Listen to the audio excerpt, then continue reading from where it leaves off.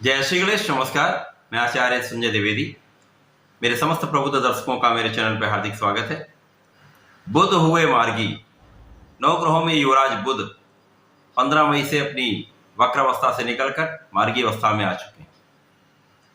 वर्तमान में मेष राशि में ही गुरुदेव बृहस्पति तथा राहु के साथ बुध का गोचर चल रहा है। अब ये मार्गी अवस्था में आएंगे तो इनका गमन वृषभ राशि की ओर हो जाएगा।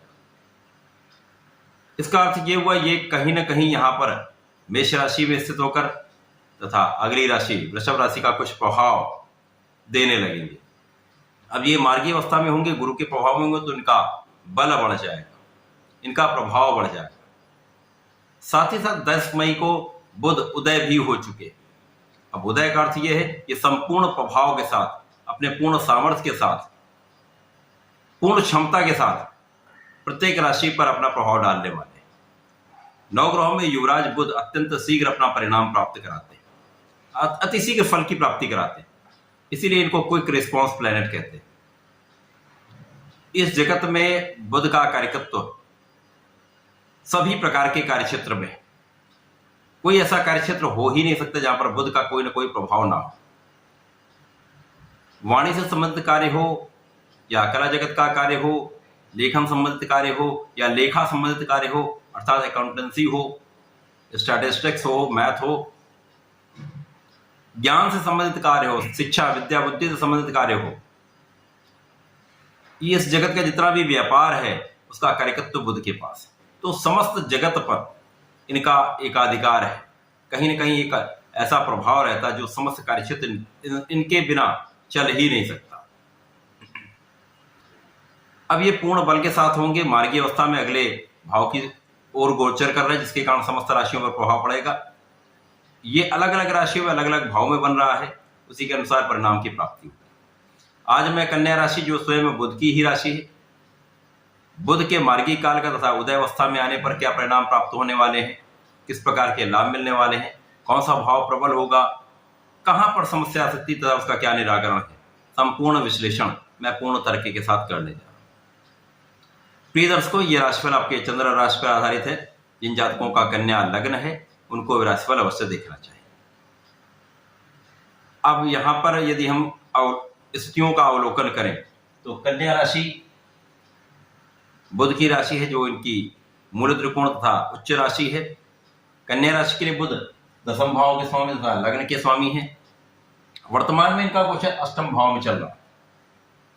अब अष्टम भाव जो कि मृत्यु का भाव है, त्रिक भाव है, क्षय का भाव है, अर्थात डेप्रिसिएशन का भाव है।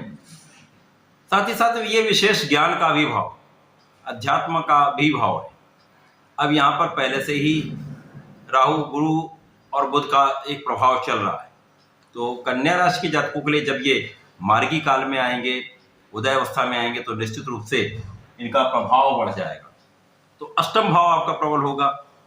साथ ही साथ ये नवम का भी कुछ प्रभाव आपको दे रहे हैं। अब यहां पर निश्चित रूप से आपके ज्ञान में वृद्धि होगी, आपके अध्यात्म में वृद्धि होगी। विशेष रूप से आप कुछ ज्ञान का अर्जन करने जा रहे हैं। आपका जो समय है वो अध्यात्म में व्यतीत होगा। अपने ईश्वर पर आपका पूर्ण ध्यान रहेगा, आप उनका ध्यान करेंगे। साथ ही साथ यहां पर आपके कार्यक्षेत्र की प्रबलता आपको प्राप्त होने लगेगी। यहां पर लग्न के स्वामी का अष्टम में जाना तथा दशम के स्वामी का अष्टम में जाना कहीं ना कहीं कार्यक्षेत्र को प्रभावित करता है। अभी तक जो आपका कार्यक्षेत्र चल रहा है वहां कोई ना कोई अवरोध, कुछ ना कुछ समस्याएं, एक स्थिरता का वातावरण बना हुआ है। परंतु जैसे ही ये मार्गी अवस्था में आएंगे, इनका गमन भाग्य की ओर हो जाए, तो निश्चित रूप से यहाँ पर भाग्य का कुछ साथ मिलने लगेगा।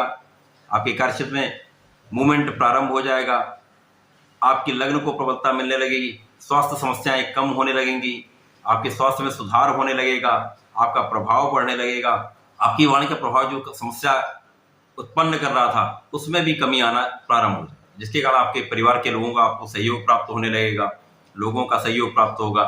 साथ ही साथ यहाँ पर आप परिवार के सहयोग से कुछ धन का अर्जन भी करने वाले हैं। आप कितना भी परिश्रम कर लें, कितना भी आप अपना पूर्ण प्रयास कर लें, जब तक आपके भाग्य के साथ आपको नहीं मिलता है, पूर्ण लाभ आप नहीं ले पाते। तो अभी तक कन्या राशि के जातकों की स्थिति ऐसी ही चल रही थी, परंतु अब यहां पर आपको पूर्ण रूप से कहीं न कहीं यहां पर आपको भाग्य का कुछ साथ मिलना प्रारंभ हो जाएगा। आपके परिश्रम का कुछ परिणाम आपको प्राप्त होना प्रारंभ हो जाएगा, जिसके कारण जीवन में प्रगति होना प्रारंभ हो जाएगी। तो धन का भी आप लाभ लेना प्रारंभ कर देंगे।